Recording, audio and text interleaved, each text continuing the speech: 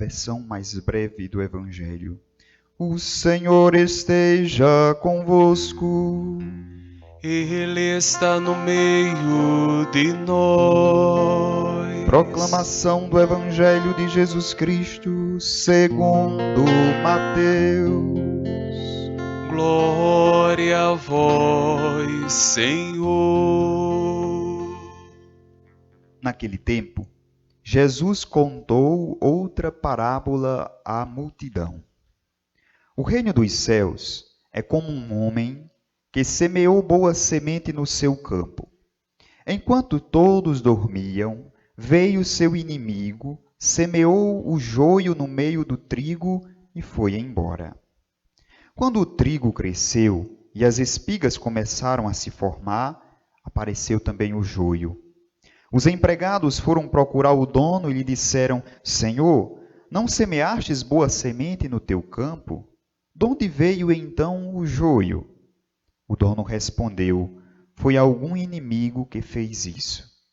Os empregados lhe perguntaram: Queres que vamos arrancar o joio? O dono respondeu: Não. Pode acontecer que, arrancando o joio, arranqueis também o trigo. Deixai crescer um e outro até a colheita. E no tempo da colheita, direi aos que cortam o trigo: arrancai primeiro o joio e amarrai-o em feixes para ser queimado. Recolhei, porém, o trigo no meu celeiro. Palavra da salvação. Glória a vós, Senhor.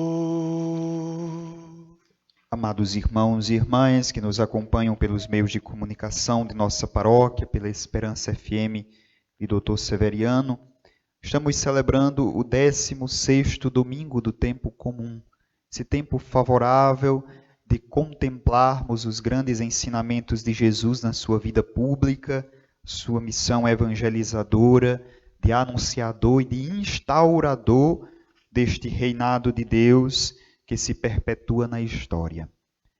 Hoje nós poderíamos pegar a partir de um viés a leitura do grande duelo entre bem e mal. A primeira leitura é do livro da Sabedoria, considerado até mesmo o último livro do Antigo Testamento, por mais que não seja o último livro na Bíblia do Antigo Testamento, mas é o livro mais tardio do Antigo Testamento. Estudiosos dizem que provavelmente, na época de Jesus, o autor do livro da Sabedoria ainda estivesse vivo.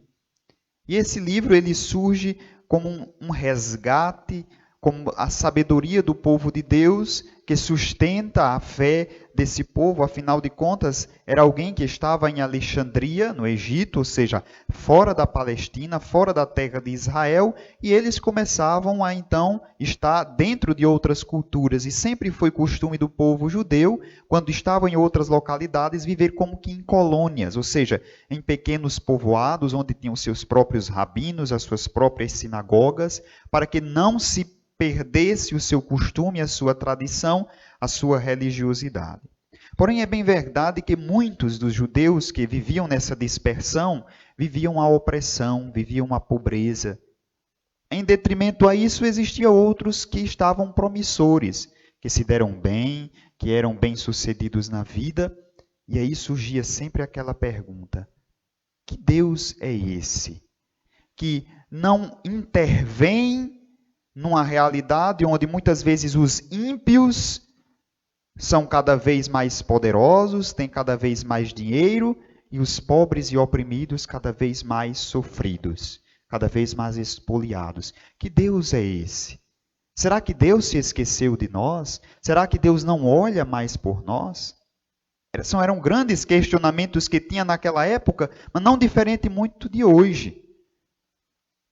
Se nós não estamos com um coração voltados para Deus e queremos entender os desígnios do Senhor, nós logo nos fazemos as perguntas, porque nós observamos muitos poderosos, quanto mais tem, tanto mais quer ter, e portanto não liga em subir em cima do outro, em derrubar, em destruir o outro. E olhando para isso, os pobres cada vez mais sofrendo. E aí nós nos perguntamos: que Deus é esse? Por que ele não olha essa situação e não intervém? destruindo esses maus e abençoando os bons. A grande questão é que nós olhamos sempre para Deus com um olhar humano. Isso que nós poderíamos ter uma palavra técnica, antropomorfismo, ou seja, dar a Deus atributos humanos. Por isso nós queremos que Deus seja um justo juiz, mas o que é o justo juiz? É aquele que condena. É aquele que usa do martelo para condenar quem errou. Isso é uma imagem humana. Ninguém quer ir num tribunal, num fórum de justiça, ver um juiz libertar ou absolver uma pessoa que cometeu um grande crime. Ninguém quer ver. Portanto, nós também não atribuímos a Deus o justo juiz de Deus, o justo juízo de Deus, como sendo um juízo benevolente e misericordioso. Nós atribuímos como um justo juiz que destrói o mal de uma forma definitiva, independente da pessoa que esteja com o mal. Aí a leitura do livro da sabedoria vai nos mostrar exatamente esse Deus que ele é benevolente. Assim procedendo, ensinaste ao teu povo o que o justo deve ser humano. E teus filhos deste a confortadora esperança de que concedes o perdão dos pecadores. Era mostrando, o autor do livro, mostrando a sua própria comunidade, de que eles não deveriam esperar de Deus um castigo sobre aqueles que são maus. Porque Deus espera sempre de todos a conversão, inclusive dos bons, dos que se dizem bons. Porque aqui nós entramos no Evangelho. Porque o grande problema é que nós fazemos uma distinção extremista do que é bom e do que é mal, de quem é bom e de quem é ruim. O Evangelho de hoje nos coloca numa crise. Tá? Eu espero que a crise que o Evangelho nos coloca hoje não seja motivo de um desânimo, mas de um tentar mudar mesmo. Porque quando nós falamos entre pessoas más e pessoas boas, nós fazemos uma distinção exterior. Portanto, a linha que separa uma atitude de outra é sempre o outro. Fulano é bom, fulano é ruim. Tal ação foi boa, tal ação foi ruim. Tal cidade é boa, tal cidade é ruim. Essa nação é boa, essa nação é ruim. O Evangelho não está colocando a linha que mede a maldade ou a ruindade fora. É dentro de nós. A linha medidora está no coração do ser humano, não é fora. Por isso, dentro de nós é que deve ser identificado o que é de bom e o que é de ruim. Não, mas eu só tenho coisa de boa. Mentira. Em todos nós há bondade e há ruindade. Há maldade, sim. Quando Jesus está falando no Evangelho de joio e de trigo, e esse terreno foi lançado na terra uma semente boa, depois veio o inimigo e lançou a semente ruim. Isso aqui é o ser humano, é a intimidade do nosso ser. É dentro de nós que existe isso. Está no mundo? Está. Mas eu estou no mundo. E o mundo enquanto obra criada. Eu estou no mundo, mas sou eu a sementeira. Lembra que nós ouvíamos ultimamente, nesses dias, dessa semente que cai na terra, né, que deve brotar? Domingo passado nós ouvíamos essa parábola. Lança-se a semente. Se a semente cai no terreno bom, vai. Bom, então somos nós. O nosso coração é que é esse terreno fértil.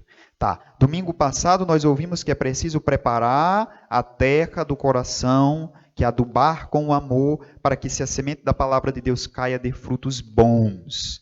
Porém, na mesma forma que esse terreno bom que nós preparamos, que Deus aproveita para lançar a sua semente, o maligno também lança o joio. A mesma semente que é lançada do bem, o maligno vem e lança do mal também. Dentro de nós existe, portanto, semente do bem e semente do mal. E ambas crescem.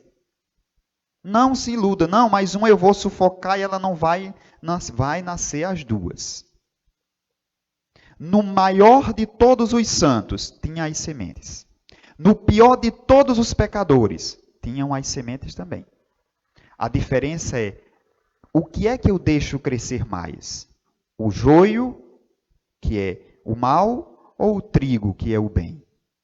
Há aqueles que dão mais atenção à semente do mal, que cuida, que adubam, que podam direitinho, que faz com que ela cresça, com que ela floresça.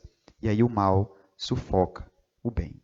Há aqueles que cuidam mais da semente do bem, do trigo, e aí ele cresce e aí vai ser dominador de todo o espaço. Por isso, o que cresce em nós é bem e mal, mas eu decido o que cresce mais. Eu decido o que é que me domina, o bem ou o mal. Veja que a parábola ela é clara, tem isso agora. Os empregados do patrão dizem, mas Senhor, quem foi? Ele diz, foi algum inimigo. Não é aquela pessoa que, imaginando uma imagem mais alegórica, viu alguém que plantou um terreno bom, bonito e frondoso, quando é de noite diz, agora ele me paga, eu vou lá e eu vou colocar a semente ruim, que eu quero ver se vai nascer. Não é quem planta num terreno grande, sabe muito bem, sobretudo um terreno muito fértil, como nasce aquela mata chamada uma jitirana que queima toda a planta. Se não se toma cuidado, ela sufoca. Mas também quem é agricultor muito bem sabe. Quando se nasce uma planta no pé de milho ou de feijão, se ele se enraiza, quando nós arrancamos essa erva daninha, esse mato, nós arrancamos também a planta boa, que é o feijão, que é o milho. Por isso que o Evangelho ele diz paciência. Deixe crescer um e deixe crescer o outro. No final, nós vamos ver quem foi que cresceu mais, e aí arranca o joio e arranca também o trigo, colhe o trigo também.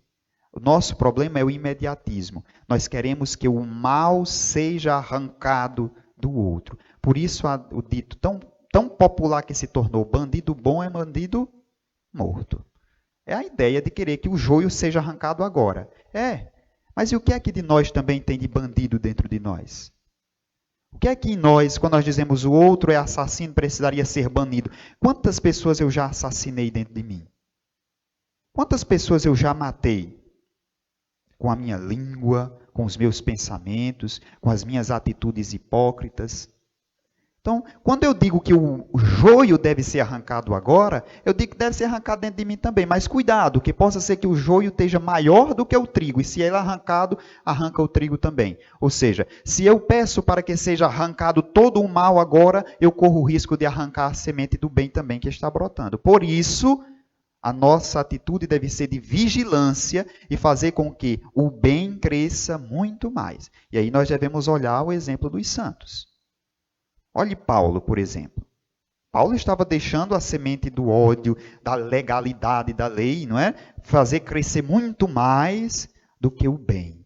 Num dado momento ele reconhece isso e vai a coisa mudando. Portanto, o trigo vai crescendo. O bem cresce muito mais, mas dentro de Paulo estava joio e trigo. Dentro dos maiores santos estava joio e trigo, o bem e o mal. Por isso, dentro de cada um de nós existe isso e deve existir um duelo constante dentro de cada um de nós. Não é o outro, sou eu. Se o mal existe no mundo, é porque eu existo e existe o mal em mim também. Eu não estou isento desse mal. Porque mais dia menos dia nós nos deparamos fazendo uma atitude má. E por quê? Porque dentro de nós existe o mal. Como isso aparece, sou eu que decido. Como isso frutifica, sou eu que decido. Então não adianta colocar em Deus e colocar no outro. É opção minha fazer com que o mal apareça ou ele seja sufocado. Foi porque fulano de tal... Não usemos de desculpas para o que não tem desculpas. É uma decisão minha. Ninguém é mais criança. A criança é quem age, não é? Inocentemente. Nós somos adultos. Nós entendemos e sabemos o que é bom e o que é ruim. Se fazemos o que é ruim, fazemos consciente, sabendo de que é ruim. Porque eu sei que ao contrário disso é o bem. E eu posso optar também por ele. Por isso, meus irmãos e minhas irmãs, teria muitos outros detalhes que a gente poderia elencar a partir das leituras de hoje, mas fica apenas esta dica para reflexão para esta nossa semana. Em cada um de nós existe sim bem e mal. No final das contas, o que é que em nós está florescendo? O bem ou o mal? No final de tudo, será o tempo da colheita. E o que é que Deus vai tirar de nós? Semente boa ou semente má, apodrecida?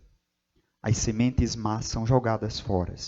Não porque o Senhor queira jogar, mas porque nós nos decidimos por ser jogados fora desta graça e da misericórdia de Deus por uma recusa pessoal, livre, consciente e volitiva da graça de Deus. Louvado seja nosso Senhor Jesus Cristo. Para sempre seja louvado.